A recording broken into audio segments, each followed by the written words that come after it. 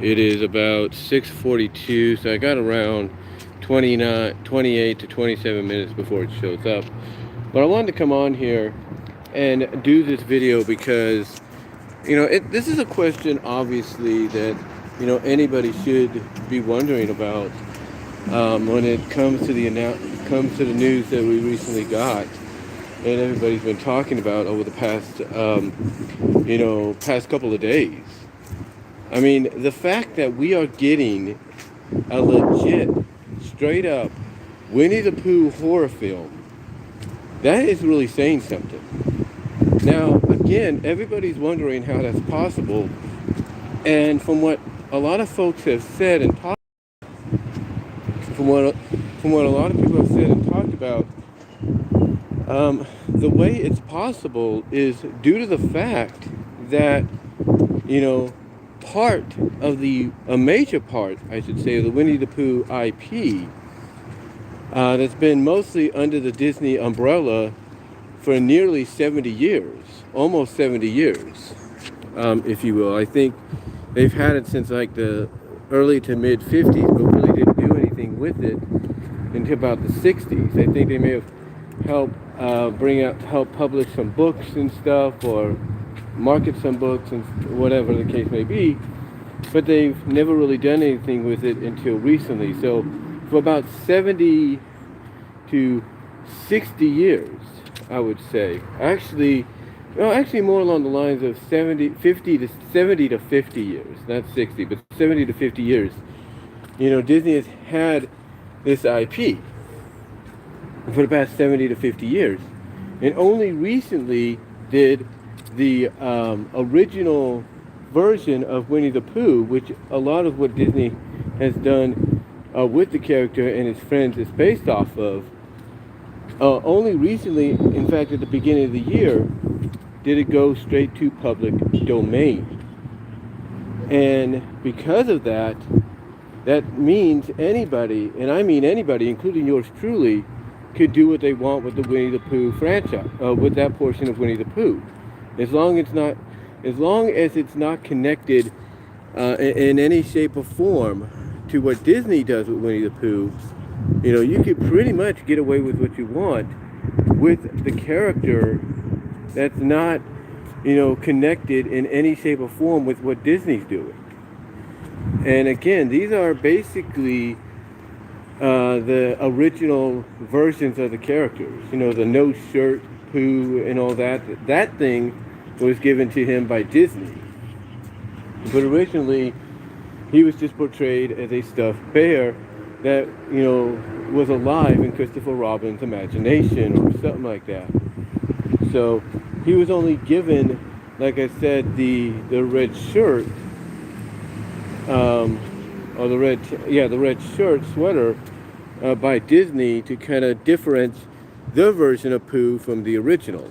Even though when they did the Christopher Robin movie, they did kind of play along the lines of blending both incarnations of Pooh into that, like the original version as well as their version. But yeah, basically the version of Pooh that's now in public domain is the original no red shirt version that was created by the original author and the original creator author of the character and the stories. That's the Pooh, and along with his friends that are in public domain, the ones that are the original versions, not the Disney-fied versions. But with that said, though, as the title of this live stream pretty much asks, is any IP not safe when it goes to from public domain, if you will? Is any IP not safe when it goes to public domain? And I may have to. Okay, sorry about that. I lost a little bit of connection. But like I said, basically the title of this live stream, basically, like I said, asks that question: is any IP not safe when it enters public domain? Because one of the one of the biggest IPs right now that's on the verge of entering public domain in some capacity, believe it or not, is Mickey Mouse. And what we mean by that is, from what I understand, the Mickey Mouse we got right now, like the retooling of the classic design and all that, the retooling of the classic design and everything, you know, that that Mickey Mouse, along with the other incarnations we've gotten afterwards, like the more modern versions, those Mickeys seemingly are going to be safe. They're going to be okay, and for quite some time, because they're basically still under the Disney umbrella. But when they bring up Mickey Mouse as entering the public domain in the next 2 years, maybe a year and a half, if you will, in 2024, they're talking basically the original Mickey that was created both by Walt and UBI Works.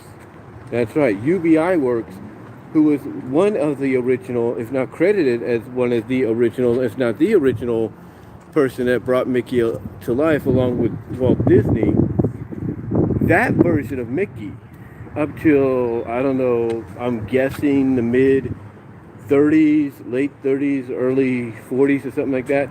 That Mickey from essentially, I wouldn't say Steamboat Willie, if you will. I don't know.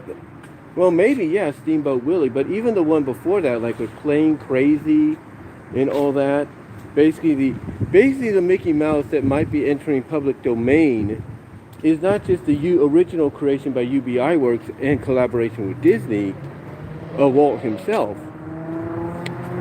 but it potentially could be the one that was, created for the sound cartoons. There was no voices just yet, but the sound ones, like Plain Crazy, maybe to an extent Steamboat Willie, stuff like that.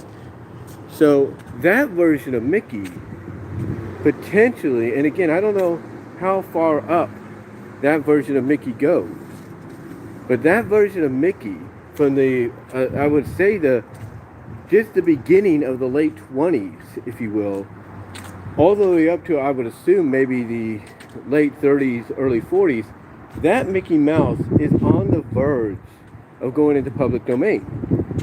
And if we know Disney, despite what Disney is up to right now, despite the hole they're getting themselves into and all that, knowing Disney, they will do what they can to fight tooth and nail to keep Mickey Mouse under the umbrella, no matter what version of Mickey we get.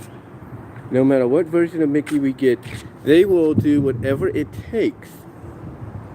They will do whatever it takes to keep Mickey under their umbrella for the foreseeable future. They will not allow him in any capacity, mind you, to leave the grasp. And that includes the original IP version that was created by UBI Works and Disney themselves back in the mid to late 20s. Because, again, like I said, the one version of Mickey that's on the verge of public domain is that original version created back in that time period. Basically around the time when they needed, a character besides Oswald the Rabbit, who ended up going to Universal and all that. UBI Works took to Universal. So they don't want to have to. So basically, what I'm trying to say is, they don't want to have to deal with a lot of confusion by people, or even backlash by parents. When this possibly happens, because if, by any capacity, this portion of Mickey's history goes public for anybody to utilize, the last thing parents need to hear, in a news feed is, by the way, coming from blah, blah, blah independent studios, the new slasher film, Mickey Mouse spills your guts. That's the last thing they need to hear. Like, wait a minute. Can you imagine how parents will be like, or even those that grew up, with Mickey, thanks to their parents? Can you imagine how their reaction will be like. They hear stuff like that. They will not be happy. And it won't just be the media. It will be the media. It will be the entertainment media as a whole that will not be happy. They'll be like, what is this we hear about Mickey Mouse? And the last thing Disney needs to do is come out and kind of explain, oh yeah, that version of Mickey that's in that slasher film, that horror film, that's based on the original Mickey created back in the mid to late 20s and ran to about the late 30s or early 40s. That's the last thing they need to do is try to explain in some shape or form that Mickey is not the Mickey we see today. It's under their umbrella. So as well as I do, that they will fight tooth and nail to make sure that doesn't happen. I mean, you take a look at Winnie-the-Pooh, and like I said yesterday in a video I did before work, you can't tell me that they will not do whatever it takes now that they hear this movie's coming out to probably get the whole Winnie-the-Pooh enchilada, if you catch my drift, back under the safety umbrella. You can't tell me they won't do that, because they will. Like, they'll allow this movie to happen, there's no doubt, because there's nothing they can do about it. It's being done by the original incarnation of Pooh and his friends are in public domain. But once it's done, once it happens and is released in some shape or form, you can't tell me those people at Disney aren't going to be like, okay guys, let's get those paychecks out. Let's get this IP property back, under our safety net so we don't have to deal with this crap again. And they will. They will absolutely do that. There is no doubt about that they will do that. And again, the same goes with them fighting to keep, all IPs, all versions of Mickey, safe from public domain, because again, even if the Mickey Mouse that goes into, the Mickey Mouse IP, I should say, that goes into public domain or at least is planned to go into public domain in 2024. They know if that goes into public domain, it's going to cause a massive confusion for a lot of folks, and it's going to garner them a lot more headaches than they need currently, if you know what I mean.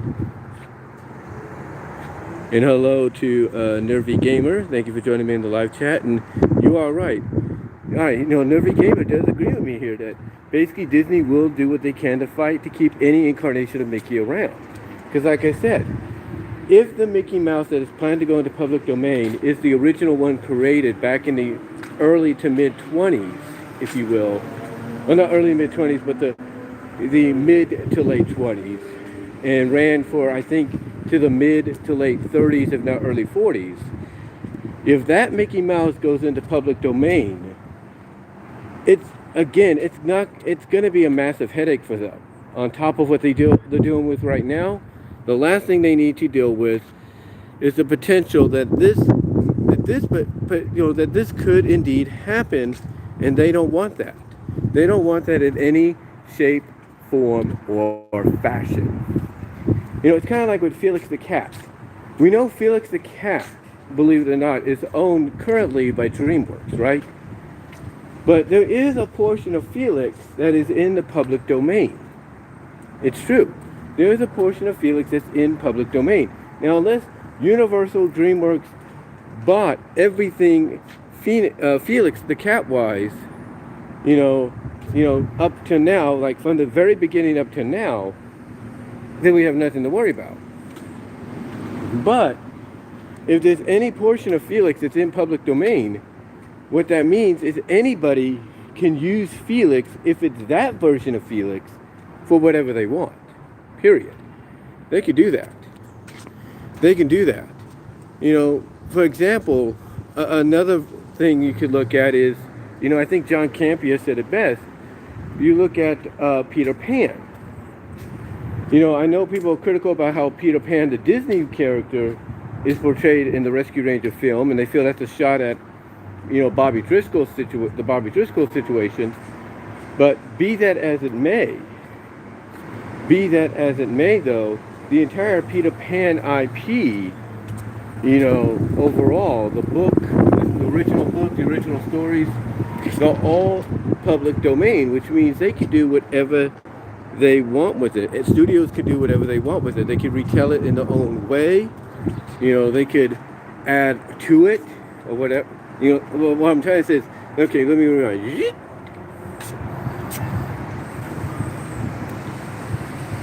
You know, let me remind you. Okay, what I'm trying to say is that with Peter Pan, you know, the overall IP is in public domain. The original stories and stuff are in public domain. You know, which means basically, ladies and gentlemen, because the original stories are in, you know, the original stories and versions of the characters are in public domain, they can be utilized in any shape, form, or fashion. You know, if people want to do their own retelling of Peter Pan, maybe set it in modern era, they can do that. If they want to add to the story, they could do that as well. So a good example of adding to the story is the Robin Williams, Julia Roberts film by Steven Spielberg, Hook.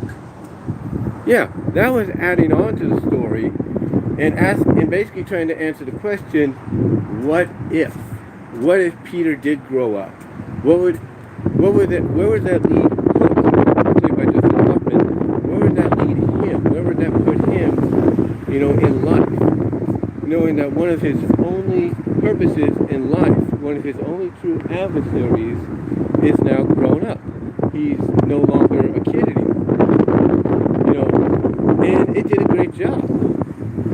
You know, that continuation, in my opinion, did a great job of basically, you know, telling, you know, that what if side of things with Peter Pan. And again, that's another example of public domain. You know, you look at the fact that they did the Pan movie not that long ago, which did get panned, no disrespect, but that's because, again, that's in public domain. It is. Cinderella is in public domain, which means anybody, including Disney, can do what they want with this.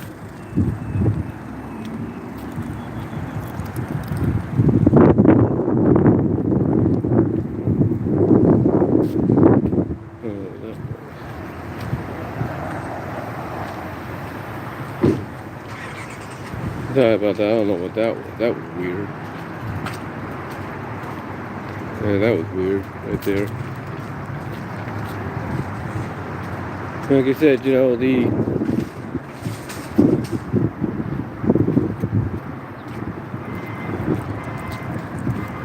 Cinderella IP, you know, that's in public domain and everything.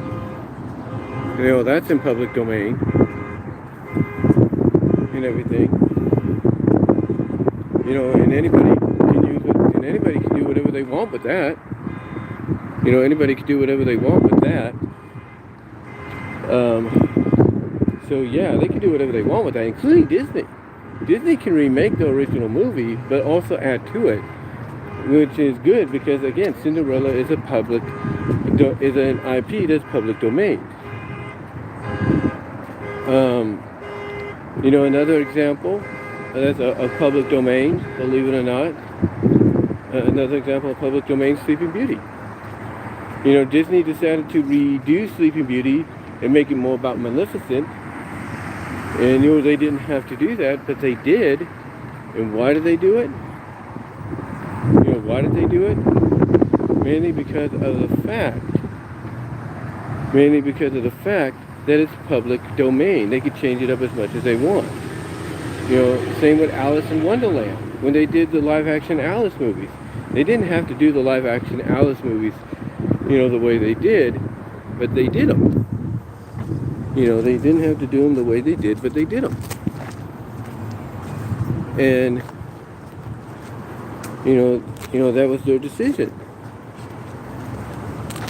You know, that was their decision to do that. Because, again, the Alice in Wonderland deal is public domain. It is public domain in that That's a good thing. That's a cool thing to do with anything that might be public domain. Change it up a bit, but change it up to where, it's not disrespectful to the original, but it's a little bit more different and intriguing.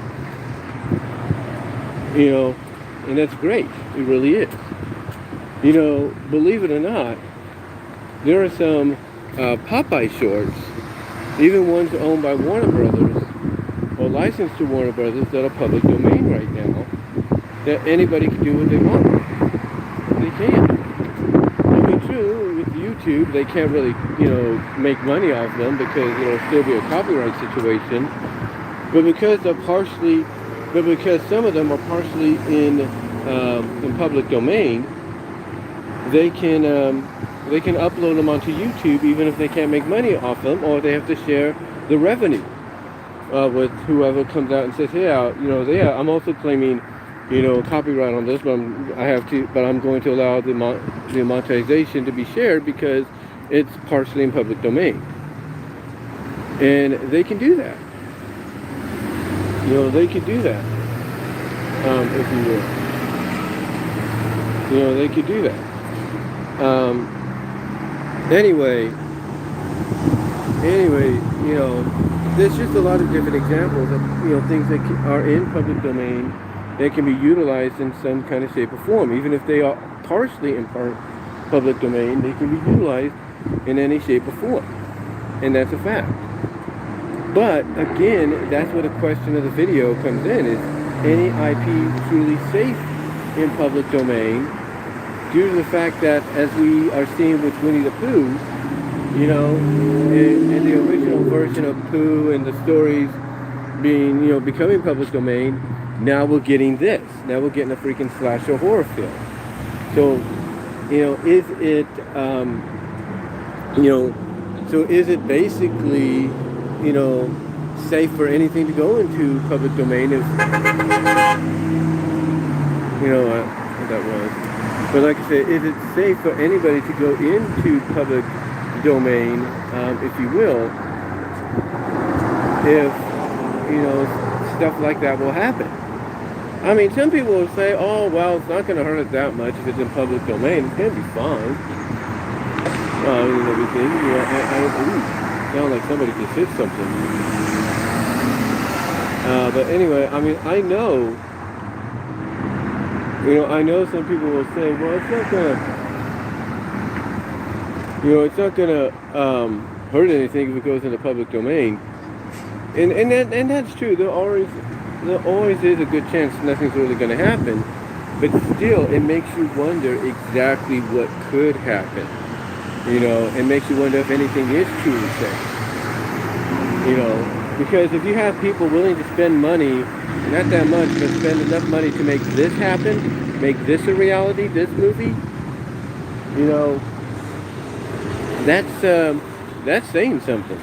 That's saying basically, now that it's public domain, we can do whatever we want with it. And that's what they're doing. And again, it makes me really believe that Disney is going to not only use what's going on here as a good stepping stone or motivation to keep every incarnation of Mickey, even the beginnings of Mickey, under their belt, but they're also going to basically do whatever they can to get basically the rights back to the original IP of Winnie-the-Pooh, the original books and incarnations and all that, under the belt as well after this movie is released. They're going to do that. They're going to do that. So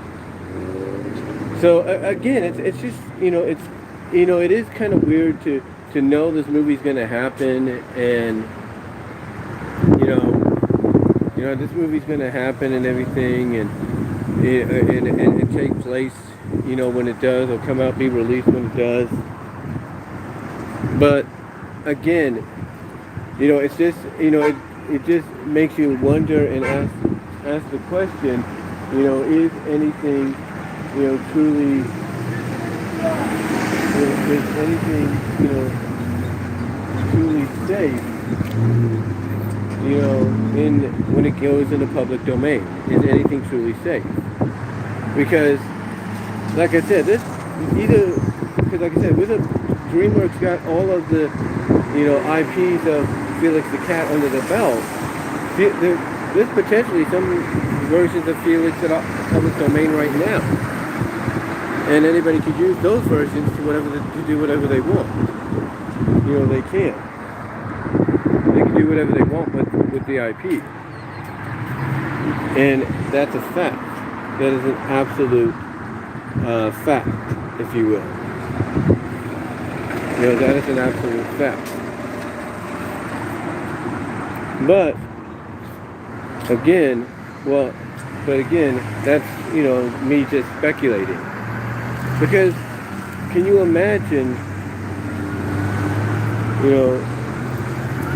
Can you imagine what Disney will do?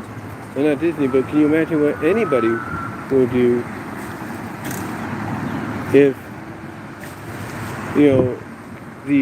even if the beginnings of Mickey Mouse, the original versions, go into public domains? Can you imagine what anybody might do to with Mickey in that capacity? Like I said, don't drive Disney up the wall, more so than anything going on right now. But again, we gotta wonder, is anything truly safe? I mean, some things are. Some people, like I said, will come out and say, yeah, things are okay, things are fine. Nothing to worry about. But when you look at something like this, a classic children's IP that's been known to entertain children for years, no matter who's owned the rights or published the rights, going out and, being this now because because the original version has gone back in the public domain. Again, it's going to make people, question whether or not anything is truly safe, especially if it's, something to entertain the kids with and all that. But what do you guys think? What are your thoughts on this whole situation with, not just the Winnie-the-Pooh Blood and Honey movie coming, but the fact that, when you think about future IPs that could become public domain in the next few years, like a Mickey Mouse or a Felix or whoever, do you think any IP in the near future is truly safe from in public domain when it enters it? What are your thoughts? Let me know down below in the comments. Live chat thank you for tuning in during the premiere live or during the live stream live. But let me know what your thoughts are down below in the comments. Super thanks will be enabled when this goes fully public. But again, let me know what your thoughts are. Love to hear from each and every one of you on this. My bus is about here, guys. But again, let me know what your thoughts are, because this is an interesting a question to think about. For future IPs that will potentially, enter public domain in the near future. Will they be safe entering public domain or not? Let me know what your thoughts are, guys. And I will talk to y'all later. My bus is just about here. Peace, God bless, and have a safe Memorial Day weekend. I will talk to y'all later. Thank you all for watching live. I'm out.